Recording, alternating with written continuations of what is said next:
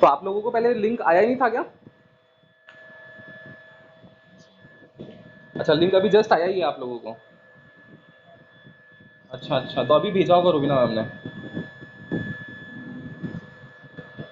चलो कोई दिक्कत नहीं, अब तो कनेक्ट हो गए सब जने। चलो तो हम लोग आज की क्लास स्टार्ट करते हैं बेटा। कल अपना टॉपिक ये रह गया था, इसी के आगे स्टार्ट करते हैं हम लोग।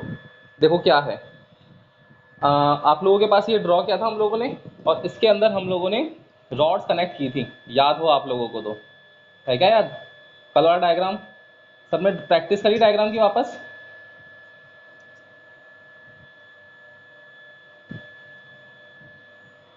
किस तरीके से, कोई बता सकता है क्या क्या है ये?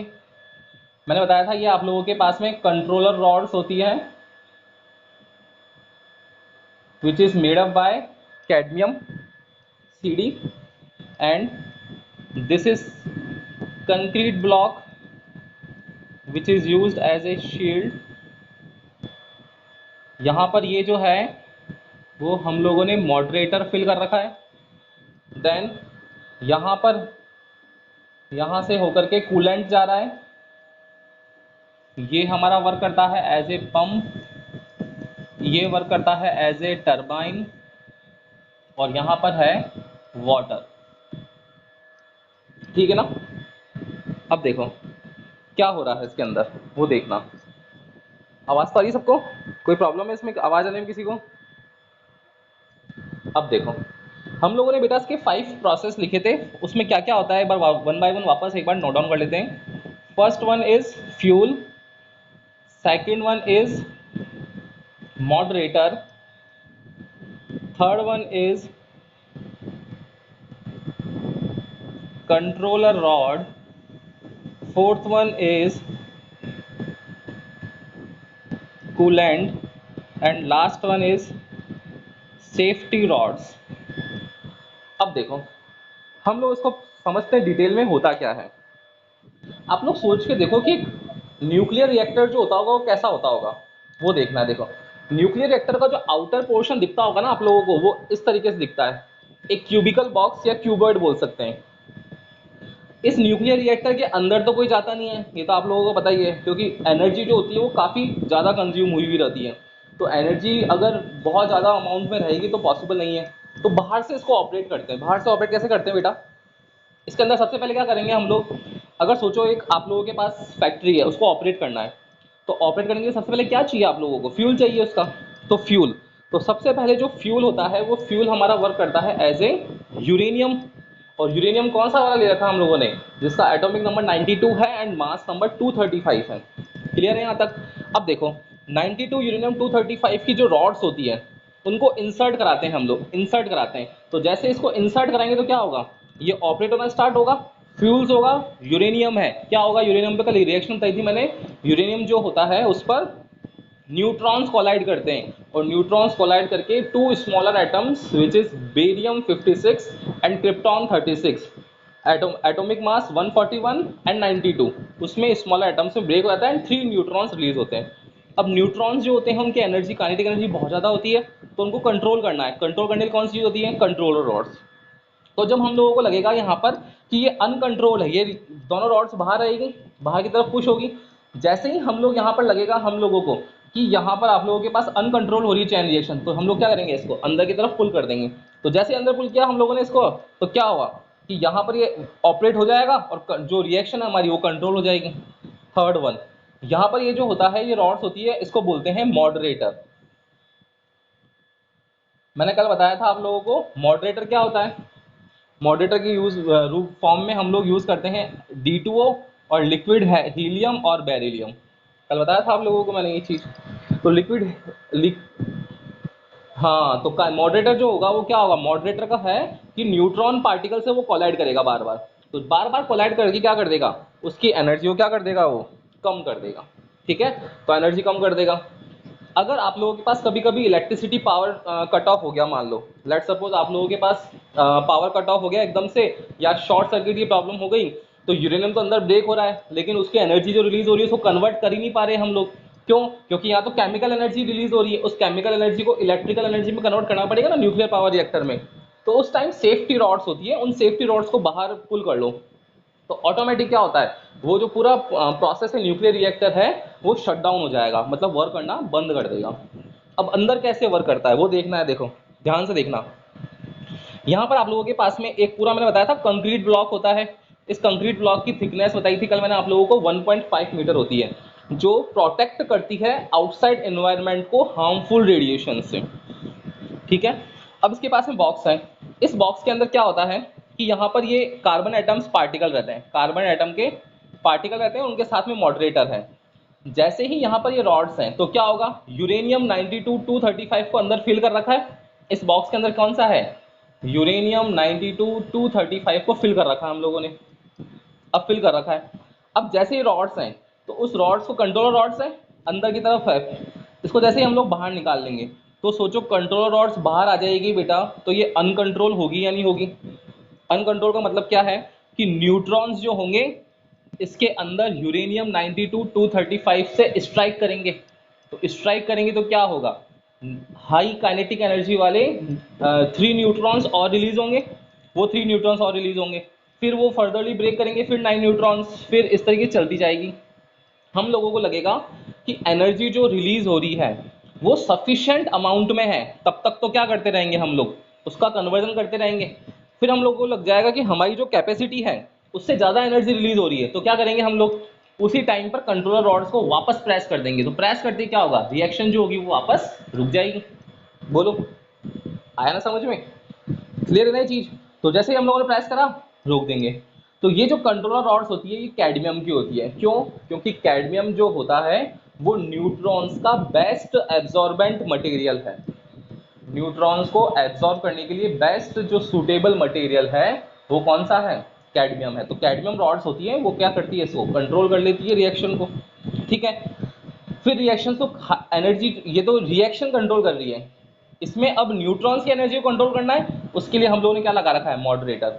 तो मॉडरेटर क्या होगा, जो हाई काइनेटिक एनर्जी वाले न्यूट्रॉन से कंटिन्यूसली कोलाइड करेंगे, और आप लोगों को पता है 11th क्लास में पढ़ रखा आप लोगों ने 6th चैप्टर में कि कॉलिजन से एनर्जी रिलीज होती है और एनर्जी कम होती जाएगी, तो वो न्यूट्रॉन से एनर्जी कम होगी तो वो आगे यूरेनियम को स्ट्राइक करेंगे, तो कम एनर्जी से करेंगे, तो वो फर्दरली ब्रेक स्लो डाउन होकर के करेगा, जिसमें न्यूट्रॉन्स की एनर्जी कम होगी। और अब देखना इसमें आगे क्या होता है, जितनी एनर्जी रिलीज होती है ना, अब एनर्जी है सोचो, तो इसकी हीट जो होगी वो काफ़ी ज़्यादा होगी, तो यहाँ पर हीट एनर्जी काफ़ी रिलीज होती है, इसको क्या करना पड़ेगा हम लोगों को, तो हीट एनर्जी यहाँ से जाएगी। अब हीट एनर्जी जैसे ही जाती है, यहाँ पर ये पंप लगा देते हैं इसका और इसको कनेक्ट कर देते हैं हम लोग इस तरीके से। तो जब हीट एनर्जी यहाँ से जाती है, यहाँ से पास होती है, तो जब हीट एनर्जी जाएगी तो हीट एनर्जी को हम लोगों को क्या करना है, ठंडा करना पड़ेगा। तो यहाँ से हम लोगों ने उसके लिए कूलेंट यूज़ कर रखा है। ये कूलेंट जो होता है इसके अंदर नॉर्मल जो वाटर होता है, नॉर्मल वाटर मतलब H2O, ये इसके अंदर फ्लो करवाते हैं, जिससे वो हीट एनर्जी जो है उसकी एनर्जी जो है उसकी वो क्या कर लेगा, उसकी क्वांटिटी को कम कर लेगा। यहाँ से गया वाटर है, इस वाटर के पास में जो हाई एनर्जेटिक काइनेटिक एनर्जी वाले जो आप लोगों के पास में एनर्जी आई है, वो एनर्जी जो होगी उसको हम लोग टरबाइन पर गिराएंगे, और टरबाइन जब जैसे ही रोटेट होगा तो एनर्जी जनरेट होगी और उसको डायनामो के अंदर कंजर्व कर लेंगे। तो इस तरीके से ये न्यूक्लियर रिएक्टर का अंदर वाला प्रोसेस है। बोलो, आया क्या समझ में, यहाँ तक कोई दिक्कत है तो बोलो, नहीं है ना। अब देखना यहाँ पर 5 जो पार्ट्स है उसमें कौन कौन से पार्ट्स हैं वो आपको क्लियर कर दिए मैंने। फ्यूल होगा, बताओ फ्यूल कौन सा होगा, यूरेनियम 92 235, ठीक है। मॉडरेटर, बताओ मॉडरेटर कौन सा होने वाला है बेटा, D2O होने वाला है। कंट्रोलर रॉड्स, कंट्रोलर रॉड्स कौन सी होने वाली है, कैडमियम की। फिर कूलेंट कौन सा होने वाला है, normal water, normal water. And safety rods होगी, वो कौन सी होगी, सेफ्टी रॉड्स जो होती है वो किसी मटेरियल की नहीं होती है, केवल वो पावर प्लग से कनेक्ट रहती है, पावर सप्लाई से कनेक्ट रहती है। तो पावर सप्लाई से कनेक्ट रहेगी तो ऑटोमेटिक जैसे ही आप लोग बाहर खींचोगे तो पावर क्या होगा, कट ऑफ हो जाएगा। पावर कट ऑफ होते ही वो क्या हो गया, ऑटोमेटिक सेफ हो गया, तो उनको सेफ्टी रॉड्स बोलते हैं। बोलो, इस न्यूक्लियर पावर रिएक्टर में कोई प्रॉब्लम है किसी को भी तो, आ गया ना समझ में।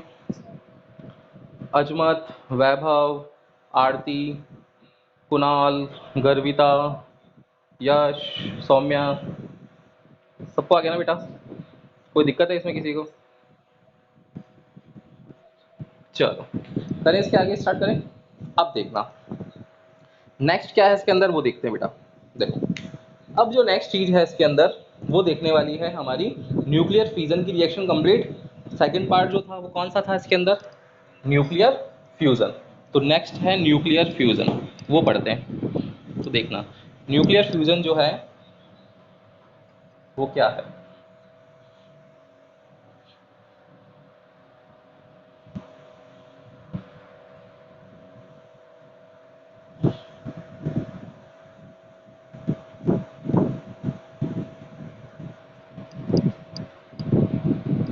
आप लोगों को सबको नोट्स मिल गए स्कूल ऐप से? तो ये जो नोट्स हैं वो पढ़ना बेटा, मिल गए हैं वो। और आप लोगों के first chapter, 12th chapter, 13 chapter आज ही कंप्लीट हो जाएगा। ये रेडी हो जानी चाहिए आप लोगों के। इसके न्यूमेरिकल्स होंगे कुछ, वो करेंगे हम लोग। इसके न्यूमेरिकल्स हाफ लाइफ टाइम वाले वैसे करवा दिए मैंने काफ़ी। और इसके बाद हम लोग 14 चैप्टर है सेमीकंडक्टर, कल से वो स्टार्ट करेंगे। अब है सेकंड, न्यूक्लियर फ्यूजन। क्या होगा? It is just opposite process of nuclear fission.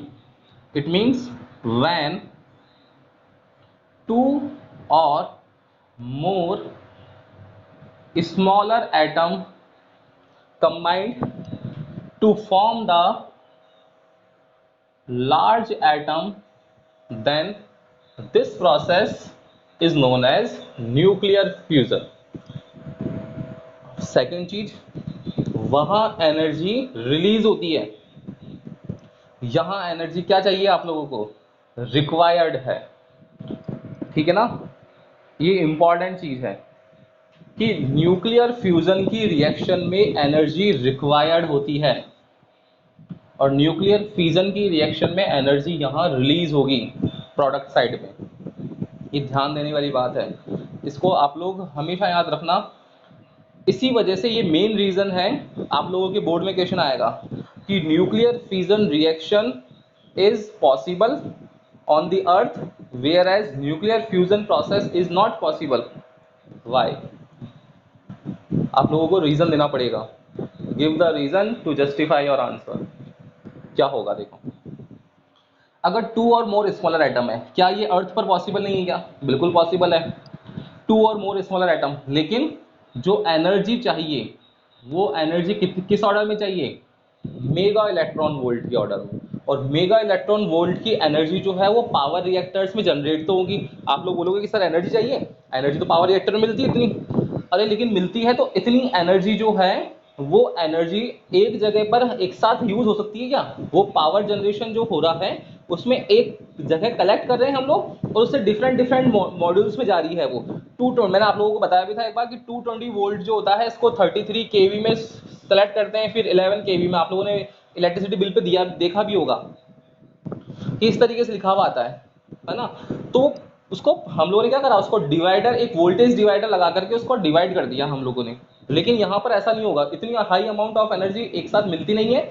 इसी वजह से ये जो न्यूक्लियर फ्यूजन प्रोसेस है ये पॉसिबल भी नहीं है। अब कहाँ पॉसिबल होगा? तो पॉसिबल होता है ऑन दी सन। वहां पर क्या होता है, सन के पास में आप लोगों ने पढ़ रखा है सन पर कौन कौन सी गैसेज अवेलेबल होती है। मैक्सिमम अमाउंट में हमारे जो अर्थ में आप लोगों ने पढ़ रखा है मैक्सिमम नाइट्रोजन होती है और उसके बाद ऑक्सीजन होती है। ऐसे ही सन पर मैक्सिमम होती है हाइड्रोजन और उसके साथ होती है सेकंड गैस हीलियम। ठीक है ना? तो हाइड्रोजन और हीलियम जो होती है क्या है, स्मॉलर एटम्स है। वो क्या होते हैं, एनर्जी क्या करते हैं, गेन करते हैं सन से और फॉर्म्ड होते हैं। तो व्हेन टू और more smaller atoms get combined to form the large atom, then this process of nuclear reaction is called nuclear fusion. इसमें क्या होगा, एनर्जी जो होगी वो रिक्वायर्ड होगी ऑन द रिएक्टेंट साइड। ठीक है? तो न्यूक्लियर फ्यूजन क्लियर है ना? न्यूक्लियर फ्यूजन होता क्या है? It is just reverse process of nuclear fusion. Second one, अब इसके अंदर कंट्रोल और अनकंट्रोल तो हम लोग कर नहीं सकते, क्योंकि अगर हमारे हाथ में है न्यूक्लियर पावर रिएक्टर तो हम लोगों ने कंट्रोल और अनकंट्रोल कर लिया था। यहाँ ये अनकंट्रोल होता है, इस वजह से कॉन्टिन्यूसली अनकंट्रोल होने की वजह से एनर्जी जो होगी वो बहुत बढ़ती जाएगी एक अमाउंट में। तो सन जो है, आप लोग देखोगे कि आज से कुछ 400 साल पहले सन की थोड़ी रेडिएशंस कम होती थी, आज उसकी ज़्यादा हो गई। आने वाले टाइम में सन की रेडिएशन और ज़्यादा हो जाएगी। हीट एनर्जी जो रिलीज कर रहा है वो क्या कर रहा है, ज़्यादा अमाउंट में कर रहा है ना। क्यों कर रहा है? क्योंकि वहाँ पर जो है वो हाइड्रोजन के पार्टिकल्स हो रहे हैं, वो आपस में कंबाइंड हो रहे हैं एनर्जी को गेन कर करके। तो उससे क्या होगा कि सन का कॉन्ट्रैक्शन होता है और उसकी वजह से एनर्जी काफ़ी रिलीज होती है। तो एनर्जी जो है वो काफ़ी कंटिन्यूसली रिलीज होती जा रही है। कुछ काफ़ी करोड़ों साल बाद में हम लोगों को लगेगा कि एनर्जी बहुत ज़्यादा हो गई, टेम्परेचर बहुत ज़्यादा हो गया। ठीक है ना। इसका यूज़ क्या करते हैं? न्यूक्लियर फ्यूजन का बताया था मैंने आप लोगों को, एटॉमिक बम बनाने में। Whereas nuclear fusion reaction is used to form hydrogen bomb.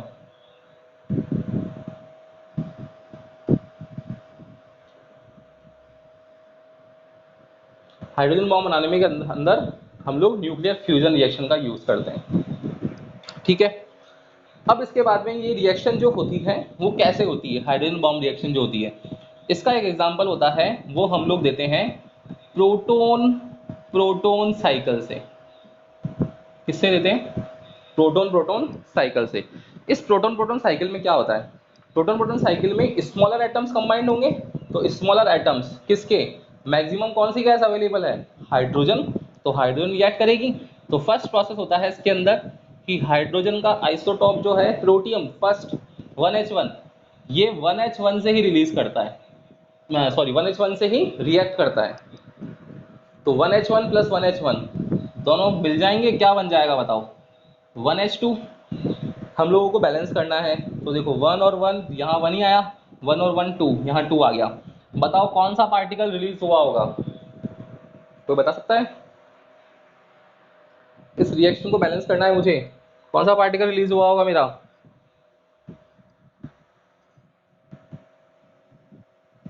Vaibhav? Neutron? अजमत गलत है। इलेक्ट्रॉन। देखो इलेक्ट्रॉन हो गया, सौम्या बोल रही इलेक्ट्रॉन, ये देखो इलेक्ट्रॉन। वैभव क्या बोल रहा है? न्यूट्रॉन, ये देखो न्यूट्रॉन। और कोई? देखो 1 माइनस 1 0 हो गया। हाँ वेरी गुड सौम्या। देखो यहाँ पर पॉजिट्रॉन रिलीज होगा, +1 E0, मतलब प्रोटॉन प्रोटॉन साइकिल की जो रिएक्शन है वो बीटा प्लस डीके है। बीटा प्लस डीके है ना। डीके, डीके क्या बताया था? डिसइंटीग्रेट। मतलब जो सन है उसका कॉन्ट्रैक्शन हो रहा है ना। क्यों हो रहा है? क्योंकि वो पार्ट जो है उसका क्या होता जा रहा है? डिसइंटीग्रेट होता जा रहा है। तो सन का साइज जो होगा एक टाइम के बाद में बहुत छोटा रह जाएगा, लेकिन उसकी जो हीट एनर्जी होगी वो क्या हो जाएगी? बहुत ज़्यादा हो जाएगी।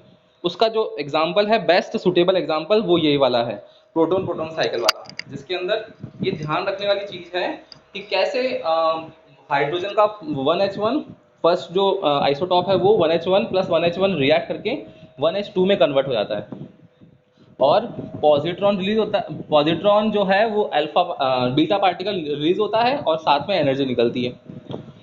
अब यहाँ पर आप लोगों के पास ड्यूटेरियम बन गया, तो क्या हुआ? हाईली ऑर्डर बन गया, हाईली ऑर्डर एटम। ये वापस रिएक्ट करेगा, किस साथ करेगा? हाइड्रोजन ही है मैक्सिमम, तो 1H1 के साथ रिएक्ट करेगा फिर अगेन। तो 1H1 प्लस 1H2। अब देखो फिर क्या बनेगा बेटा? 1 और 1, तो यहाँ बन जाएगा 2He और 3। ठीक है। अब देखो 2He3 बना है, तो इक्वेशन क्या बैलेंस है क्या? 1 और 1 2, 2 और 1 3। तो बताओ कोई पार्टिकल रिलीज होगा क्या? नहीं होगा ना। तो यहाँ पर क्या होगा? एनर्जी रिलीज होगी बस। अब क्या होगा? हम लोगों को क्या कन्वर्ट करना है? हाइड्रोजन मिलेगा, तो हाइड्रोजन और हीलियम ही तो है, तो हाइड्रोजन गैस धीरे धीरे धीरे धीरे हीलियम में कन्वर्ट होती जा रही है। तो अब देखना, अब फिर अगेन 1H1 बचा हुआ है, ये फिर हायर ऑर्डर टर्म जो एटम है 2He3 उससे रिलीज करेगा। तो उससे रिएक्ट करके क्या बनाएगा बेटा? देखो 1 और 2, लेकिन अब हीलियम ही रहेगा, 2He और 4 हो गया। मतलब हीलियम जो है वो अपने स्टेबल स्टेट में आ गया, ये इसकी स्टेबल स्टेट हो गई, ये स्टेबल स्टेट हो गई। ठीक है। इससे रिएक्ट कर लिया इसने 2He4 से। अब देखो 2He4 से रिएक्ट कर लिया, तो इक्वेशन को बैलेंस करो। 2 यहाँ पे 2 और 1 3 है, और 3 और 1 4 है, तो ऊपर का बैलेंस है नीचे का कम है यहाँ पर, तो क्या कौन सा पार्टिकल निकलेगा बताओ? अगेन पॉजिट्रॉन होगा क्या? तो कितना हो जाएगा? +1 E0 और एनर्जी, मतलब ये रिएक्शन भी बीटा प्लस डीके की है। जब इन तीनों रिएक्शंस को हम लोग कंबाइन करेंगे तो कंबाइन करने पर देखो क्या बन जाएगा, देखना यहाँ 1H1 तो 1 2 3 4, तो इस इक्वेशन को बैलेंस करके मैं यहाँ लिख रहा हूँ आप लोगों के पास, तो क्या आ जाएगा बेटा 4 1H1 भी आ रहा है, कुछ कैंसिल आउट हो रहा है क्या? देखो इधर का 1H2 और इधर का 1H2 कैंसिल हो रहा है, इधर का 2H3 इधर का 2H3 कैंसिल हो गया, ठीक है ना? तो देखो कितना बच गया, 4 1H1 बचा इधर, और इधर क्या बचा, ये हाइड्रोजन जो है वो क्या कर रहा है, डायरेक्टली कंबाइंड हो रहा है और कन्वर्ट हो रहा है 2He4 में, और साथ में क्या हो रहा है, 2 पॉजिट्रॉन पार्टिकल निकल रहे हैं जो बीटा डीके का प्रोसेस और एनर्जी रिलीज हो रही है। ये आप लोगों की प्रोटॉन प्रोटॉन साइकिल की फाइनल रिएक्शन है। देखो क्या बताया था मैंने स्टार्टिंग में, ये बताया था हाइड्रोजन एटम, ये हाइड्रोजन गैस क्या करती है, 4 एटम्स कंबाइंड होते हैं इसके, और है ना, देखो ज्यादा अमाउंट में है, 4 एटम्स रिक्वायर्ड है, लेकिन यहाँ पर तो क्या बन रहा है, 1 एटम ही रिलीज हो रहा है। तो 4 atoms of hydrogen to get combined and form the helium atom, one helium atom 2He4, and 2 particles of positron होते हैं, वो यहाँ पर एक्स्ट्रा निकलते हैं, और ये प्रोसेस बीटा प्लस कहलाता है, जिसके अंदर ये पार्टिकल कंटिन्यूसली डिसइंटीग्रेट होता जाएगा। बोलो आया क्या समझ? इसमें कोई भी दिक्कत है तो बोलो, नहीं है ना दिक्कत, सबको आ गया? कोई दिक्कत यहाँ तक बोलो, नहीं है? तो ये चैप्टर आप लोगों का कंप्लीट हो गया। अब देखना बेटा, मैंने क्या क्या करवा दिया एक बार उस पर हम लोग एक बार समराइज कर लेते हैं उसको फटाफट से, ताकि आप लोगों का ये चैप्टर जो है थ्योरेटिकल चैप्टर है, ये ढंग से आप लोगों का एक बार माइंड में सेट हो जाए।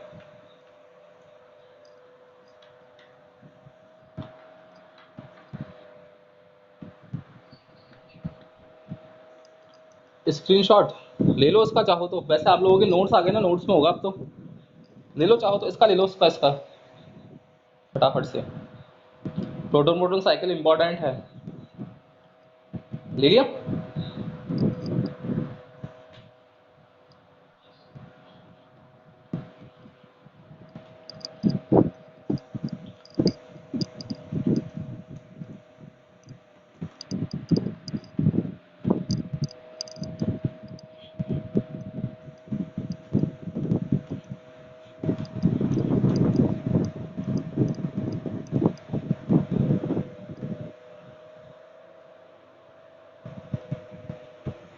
देखो क्या क्या बता दिया मैंने आप लोगों को शुरू से, इस चैप्टर को एक बार फटाफट से समराइज करते हैं। सबसे पहले मैंने आप लोगों को बेटा इस चैप्टर के अंदर, चैप्टर है अपना न्यूक्लियाई, ठीक है? अब इस न्यूक्लियाई चैप्टर के अंदर क्या क्या कर लिया हम लोगों ने, न्यूक्लियाई चैप्टर में सबसे पहले हम लोगों ने न्यूक्लियाई की डिफाइन लिखी थी। क्या होती है डिफाइन बताओ? देखो मैं बता देता हूँ आप लोगों को फटाफट से, ताकि एक बार ध्यान रह जाए। न्यूक्लियस का पार्ट है, तो क्या होगा, it is the central core structure of nucleus in which total mass of the atom is concentrated and nucleons are present. Nucleons it means protons and neutrons, clear? Second मैंने आप लोगों को बताया था इसके अंदर एटॉमिक नंबर। एटॉमिक नंबर क्या होता है बताओ भाई? एटॉमिक नंबर क्या होता है, नंबर ऑफ प्रोटॉन्स, ठीक है? फिर एटॉमिक मास बताया था मैंने आप लोगों को, एटॉमिक मास होता है सम ऑफ प्रोटॉन्स एंड न्यूट्रॉन्स। फिर टोटल मास ऑफ एटम हम लोगों को कैलकुलेट करना है, तो टोटल मास ऑफ एटम करने के लिए हम लोगों ने 1 AMU लिखा था। AMU की फुल फॉर्म क्या है, एटॉमिक मास यूनिट, और 1 AMU क्या होता है, it is the 1/12 part of carbon 12 atom, it is the 1/12 part of carbon 12 atom, and the value of 1 AMU is 1.67 into 10⁻⁻27 kg, ठीक है? देन हम लोगों ने मूव किया था आइसोटॉप्स पे। आइसोटॉप्स में क्या होता है, Z same, atomic number same, but atomic masses different. Isobars, it is the just opposite process of isotopes in which atomic numbers are different but atomic mass remain same, ठीक है। फिर 7 number पे था आइसोन्यूट्रॉनिक। आइसोन्यूट्रॉनिक में क्या होगा, in which number of neutrons will be same, ठीक है, आइसोन्यूट्रॉनिक। इसके बाद में आप लोगों को ध्यान हो बेटा, तो मैंने रदरफोर्ड सोडी लॉ करवाया था, और रदरफोर्ड सोडी लॉ क्या था, इसके बाद नेक्स्ट था Rutherford Soddy law. Rutherford Soddy law क्या था, जिसमें हम लोगों ने n equals to N naught E to the power minus lambda T करा। क्या होता है, the rate of decay of undecayed part या ऑफ टोटल पार्ट, ठीक है। तो dn by dt, the rate of decay of undecayed part is directly proportional to total number of atoms present initially। तो minus dn by dt is directly proportional to n, where proportion sign हटाते हैं तो एक constant आता है lambda n। Clear. इसके बाद में हम लोगों ने हाफ लाइफ टाइम पढ़ा था। हाफ लाइफ टाइम का फॉर्मूला लिखा था n equals to N naught by 2n, t equals to n t half, and t half की वैल्यू निकाली थी हम लोगों ने, तो t half will be 0.693 over lambda. Clear, यहां तक कोई दिक्कत नहीं थी। इसके बाद में हम लोगों ने क्या किया था, नेक्स्ट जो किया था अल्फा बीटा गामा डीके। तो अल्फा डीके के अंदर क्या होता है, अल्फा डीके में 2He4 पार्टिकल जो होता है वो कम हो जाता है, तो जो एटॉमिक नंबर है वो Z-2 रह जाएगा, और एटॉमिक मास जो है वो A-4 हो जाएगा। सेम फिर इधर देखना, अब मैंने बताया था बीटा डीके। बीटा डीके में क्या होगा बेटा, क्या होता है बीटा डीके के अंदर, कि अब बीटा डीके 2 प्रोसेस होते हैं, कौन कौन से, एक होता है इसमें बीटा प्लस और एक होता है बीटा माइनस। तो बीटा प्लस जो होता है वो पॉजिट्रॉन के लिए होता है +1 E0, और बीटा माइनस जो होता है वो -1 E0 होता है इलेक्ट्रॉन्स के लिए। इसके बाद मैंने बताया था आप लोगों को गामा डीके। गामा डीके होता है जिसमें कोई भी एटम जो है वो अपनी एक्साइटेड स्टेट में पहुंच जाता है, इसलिए इसको स्टार से डिनोट करते हैं। क्लियर है, यहाँ तक कोई दिक्कत है किसी को अल्फा बीटा गामा डीके में, नहीं है। इसके बाद मैंने आप लोगों को एक्टिविटी पढ़ाया था। एक्टिविटी जो होती है वो सेम होती है, तो A equals to minus dn/dt था, उसको हम लोगों ने सॉल्व किया, तो लास्ट में A equals to A naught E to the power minus lambda t, first ये आया था। और सेम जो रिएक्शंस होगी A equals to A naught equals upon 2/n, ये आप लोगों के पास में हाफ लाइफ वाली वैल्यू आ जाएगी एक्टिविटी की, ठीक है। फिर मैंने बताया था एक्टिविटी की यूनिट्स, तो एक्टिविटी की यूनिट्स होती है बैकरेल एंड सेकंड होती है क्यूरी, ये बताया था फिर मैंने आप लोगों को बैकरेल एंड क्यूरी। और डिकेड पर सेकंड वो भी बताया था मैंने आप लोगों को, एक डिकेड पर सेकंड उसी को बैकरेल बोलते हैं। फिर लास्ट बताया था आप लोगों को nuclear fission. Nuclear fission controlled और अनकंट्रोल्ड दो टाइप, एंड लास्ट आज nuclear fusion, example hydrogen bomb और प्रोटॉन प्रोटॉन साइकिल, जो आज की क्लास थी लास्ट। किसी को भी कोई दिक्कत है तो बोलो, उसमें यहाँ तक नहीं है ना। तो चैप्टर क्लियर हो गया आप लोगों का, ठीक है। अब आप लोगों का फर्स्ट 12th और 13 तीनों कंप्लीट हो गए। अब हम लोग कल से न्यूमेरिकल्स एंड देन उसके बाद में सेमीकंडक्टर, ठीक है ना। नेक्स्ट क्लास का टाइम हो गया, 2-3 मिनट बचे हैं, हम लोग कल मिलेंगे अब, ओके। चलो, गुड डे।